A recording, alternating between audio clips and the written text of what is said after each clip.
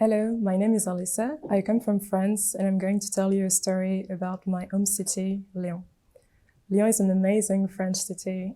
I love that it's really close to the mountains, and if you're like me and that you like to go skiing or go on a hike, it is a perfect place to be. It is also a great place to eat lots of delicious food. And personally, I'm very fond of sweets, and Lyon makes these amazing sweet sugar-coated candies. We call them pralines roses, and there are these tiny pink caramelized almonds. They're really yummy. You can eat them as they are, or just like me, just sprinkle them on top of your ice cream or put them into your favorite cookie dough.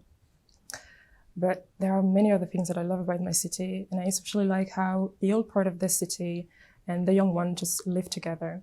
You have to know that centuries ago, there was this hidden passageways that were built in what is now the old town.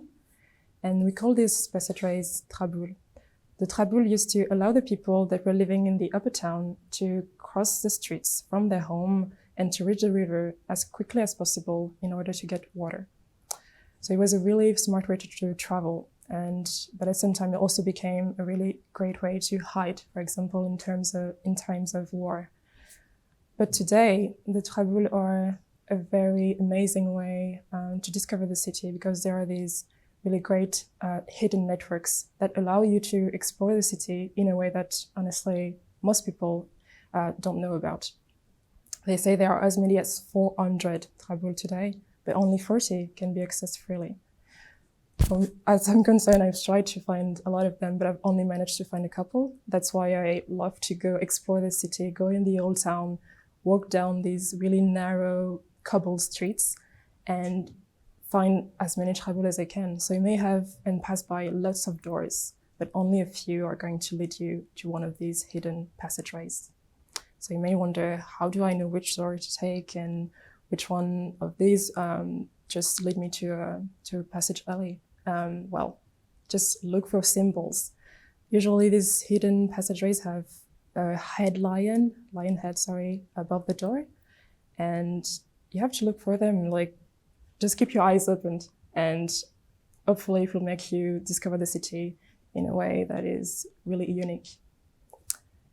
But there are mostly other stories that I could tell you, but I really want to share with you some legends today. There is this place in the north of Lyon where you have to cross the bridge. And at the end of the bridge, you reach a small, woody, green island. The island is called Barbe Island.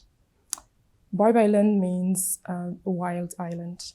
And you may wonder, why is it called a wild island? Well, there are several explanations. The first is when the island was discovered the first time, there was no human life. It was just this piece of land in the middle of the river and just basically a forest. But then, when the first men started to come, stories about druids that might have performed human sacrifices during their rituals or ceremony started to spread. But then we started also to hear stories about witches. And this one is actually fascinating, because at the time, the island took up the name of the Washerwoman Island. And those washerwomen were actually special workers that you could give your dirty laundry to if you had enough money. And they would take your laundry to wash it by the river. And it was a way we used to do things before washing machines. But there was this weird rumor that started to spread that these women were actually attracting visitors into helping them, but it was only a trick for them to drown the visitors in the river.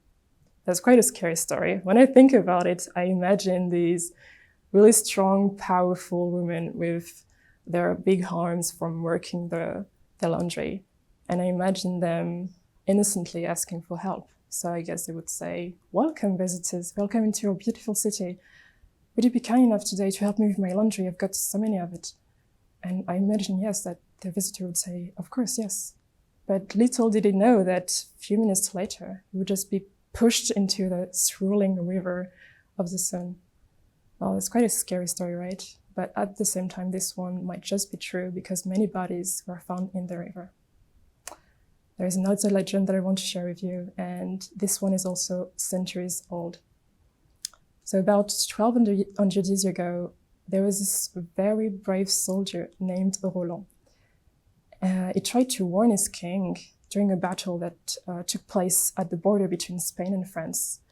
He tried to warn his king of their enemy's attack. So he took his beautiful ivory horn and he blew in his horn the first time, trying to warn his king with all his hope, but there was no reply. He did it a second time with all his energy. He made this really loud blast, but there was still no reply. He did it a third and last time, using his last bit of energy again. As loud as he could, he blew in his horn. And at this time, he heard a reply in the distance.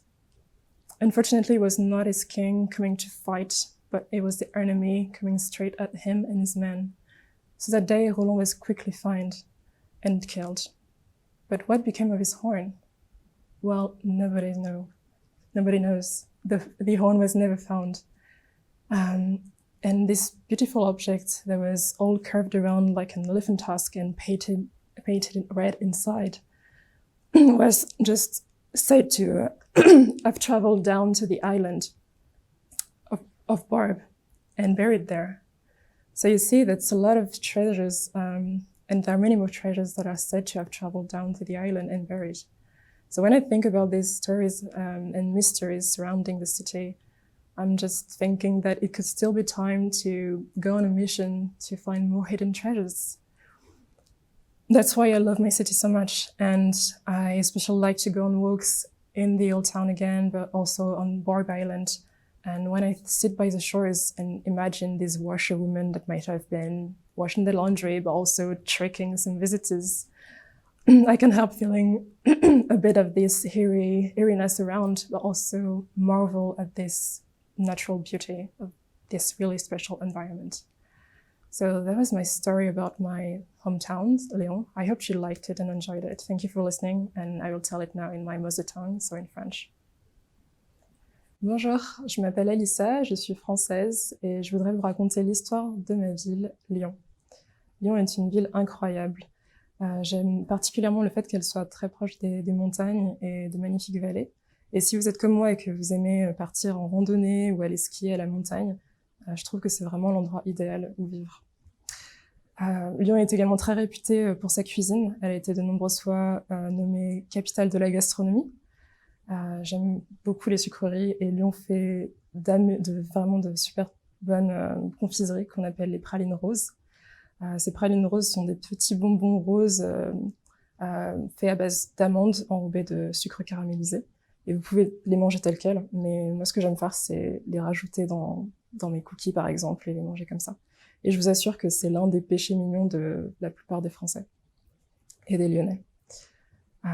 Ce que j'apprécie également avec ma ville, c'est l'accord qu'il y a entre les traces du passé et celles du présent. Vous devez savoir qu'il y a des siècles, des passages secrets qu'on nomme traboules ont été construits dans ce qui est maintenant la vieille ville. Et ces passages secrets, donc ces traboules, ils permettaient en fait aux habitants qui habitaient donc en haut de la ville, à la Croix-Rousse, de traverser les rues depuis leur foyer pour aller jusqu'à la rivière chercher de l'eau le plus rapidement possible. Donc c'était un moyen très efficace de transport assez utile finalement pour se déplacer et atteindre la rivière assez rapidement. Mais c'est aussi devenu très vite un moyen de se cacher, par exemple pendant les temps de guerre ou lors d'invasions étrangères. Mais aujourd'hui, ces traboules, ils représentent vraiment un réseau de passages secrets assez impressionnant qui vous permettent en fait de découvrir la ville d'une manière assez inédite dont la plupart des Lyonnais n'ont même pas connaissance. C'est pour ça qu'on dit qu'il y a à peu près 400 traboules à découvrir, mais que seulement 40 peuvent être accédés librement. Donc de mon côté, j'ai essayé vraiment d'en trouver autant que possible, mais ce n'est pas toujours évident. Donc mon conseil pour vous, si jamais vous venez visiter Lyon un jour et que vous souhaitez découvrir plein de traboules, c'est de chercher des symboles. Et la plupart de ces traboules ont au-dessus de leur porte une tête de lion comme symbole. Donc essayez de trouver ces symboles, de porter votre attention sur les moindres petits détails. Et avec un peu de chance, vous trouverez autant de traboules que possible. Et ça vous permettra vraiment de découvrir la ville d'une manière merveilleuse. Bien évidemment, il y a d'autres histoires que j'aimerais partager avec vous aujourd'hui, mais je voudrais essentiellement parler de légendes qui, je trouve, sont assez fascinantes. Il y a cet endroit qui est au nord de Lyon, par lequel vous pouvez accéder par un pont à une île, une petite île, verdoyante et très boisée qu'on appelle l'île Barbe. L'île Barbe, de son nom latin, ça veut dire île sauvage. Alors, vous pourriez vous demander pourquoi est-ce qu'on l'appelle l'île sauvage. Il y a plusieurs raisons à ça. La première, c'est que quand l'île a été découverte, c'était un endroit complètement dénué d'hommes, en fait. C'était juste une forêt qui était au milieu d'une rivière, un endroit complètement naturel. Mais plusieurs années plus tard, quand les premiers hommes ont commencé à vivre sur l'île, des histoires concernant des druides qui auraient par exemple pratiqué des sacrifices humains lors de rituels ou de cérémonies ont commencé à apparaître. Donc ça, c'est une deuxième explication. Puis il y a aussi cette histoire où on a commencé à entendre parler de sorcières qui étaient sur l'île. Et l'île a à ce moment-là pris le nom de l'île des lavandières. Ces lavandières, ce sont des femmes en fait qui lavaient votre linge à l'époque, avant les machines à laver, qui lavaient votre linge près des rivières. Et en fait, on entendait dire que ces lavandières, ou ces sorcières, comme certains les appelaient, attiraient les voyageurs, mais dans le simple but, au final, de les noyer dans la Saône. Donc c'est une histoire assez terrifiante. Quand j'imagine l'histoire, je pense vraiment à des femmes qui avaient des bras très musclés dus à leur dur labeur, et qui étaient très fortes, très grandes, et qui auraient attiré donc ces voyageurs de manière assez fourbe pour les aider. Donc j'imagine que leur a dit bienvenue, chers voyageurs. Seriez-vous assez aimable aujourd'hui pour m'aider avec mon linge? Il m'en reste tellement. Et bien évidemment, en échange, je vous donnerai un peu d'argent. Et que les voyageurs seraient très ravis de les aider, et donc ils diraient bien sûr, mais à leur plus grand désarroi, quelques minutes plus tard, ils se retrouveraient simplement poussés dans la Saône, et simplement livrés à eux-mêmes et laissés pour morts. Donc c'est une histoire assez terrifiante, mais quand on réfléchit, en fait, celle-ci pourrait bien être vraie, car bon nombre de corps ont été retrouvés dans la Saône à cette époque. L'autre légende dont j'aimerais vous parler aujourd'hui est également vieille de plusieurs siècles. Il y a à peu près 1200 ans, à la frontière entre la France et l'Espagne, un brave soldat nommé Roland a essayé de prévenir son roi, Charlemagne, de l'attaque de leur ennemi basque. Il a donc soufflé dans son corps fait à base d'ivoire et qui était peint en rouge à l'intérieur, un magnifique objet. Il a soufflé dans son corps pour prévenir son roi une première fois. Donc il a poussé un son très très puissant pour essayer de vraiment prévenir le roi de l'attaque, mais il n'a reçu aucun retour.